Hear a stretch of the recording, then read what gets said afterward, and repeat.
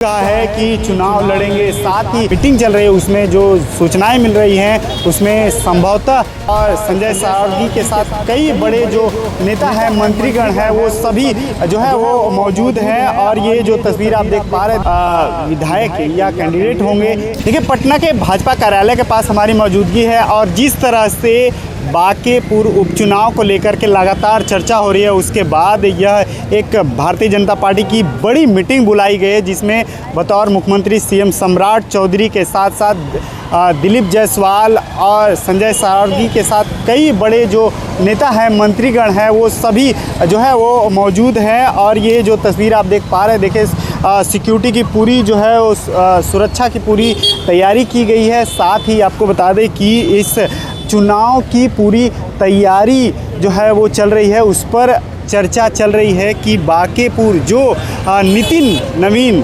की लेकर के आपने देखा कि प्रदेश राष्ट्रीय अध्यक्ष बनने के बाद जो है सीट जो है वो छोड़ देते हैं, उसके बाद जो है उपचुनाव हो रही है। इधर प्रशांत किशोर ने भी ऐलान कर दिया है कि बांकेपुर उपचुनाव में वो भी जो है वो चुनाव में अपना चुनाव लड़ेंगे, ऐसे ऐलान उन्होंने किया है। साथ ही वो आपको हमने सूर्य विहार पर वो भी बाइट दिखाया है, जिसमें बतौर जो है प्रशांत किशोर ने खुद कहा है कि चुनाव लड़ेंगे। साथ ही आपको बता दें कि बांकेपुर ऐसी विधानसभा सीट है जहां लगातार जो है भारतीय जनता पार्टी अपना गढ़ मानती है और मानती है कि भारतीय जनता पार्टी को यहां हराना बड़ा ही मुश्किल है। तो इस पूरी मीटिंग में क्या कुछ निकल कर आएगा, हम वो भी आपको बाइट सुनाएंगे, अगर बाइट लेते हैं तो वो भी दिखाएंगे। लेकिन पूरी सुरक्षा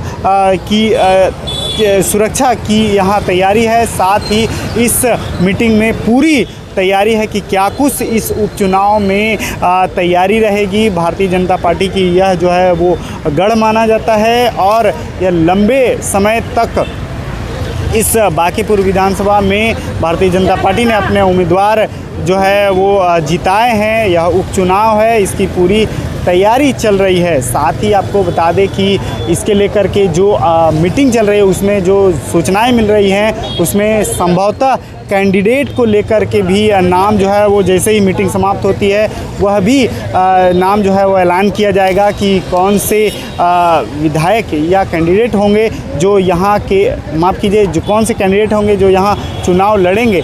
साथ ही यह बड़ी मीटिंग जिसमें यह चर्चा होगी कि भारतीय जनता पार्टी के कौन से उम्मीदवार होंगे। आप जानते हैं कि राजद के लिए भी यह जो सीट है वो बड़ा ही ऐतिहासिक है, क्योंकि राष्ट्रीय जनता दल भी चाहती है कि यह सीट हम जो है वो पूरी ताकत से लड़े, पूरी क्षमता से लड़े। तो क्या कुछ होगा उस बारे में बताएंगे। लेकिन आपको बता दें कि कल यानी 6 जुलाई से नामांकन की प्रक्रिया शुरू है और 30 जुलाई को मतदान होंगे। तो वहीं 3 अगस्त को इस इस वोटिंग के परिणाम निकलेंगे, यानी 3 अगस्त ही वह दिन होगा जिसमें यह निकलकर पिटारा जब खुलेगा तो यह निकल कर आएगा कि कौन जो है वो बाजी मारते हैं बांकेपुर विधानसभा से। तो पूरी तस्वीर को कैसे देखते हैं आप कमेंट बॉक्स में राय दे सकते हैं। तमाम खबरों के लिए देखते रहें सूर्य विहार।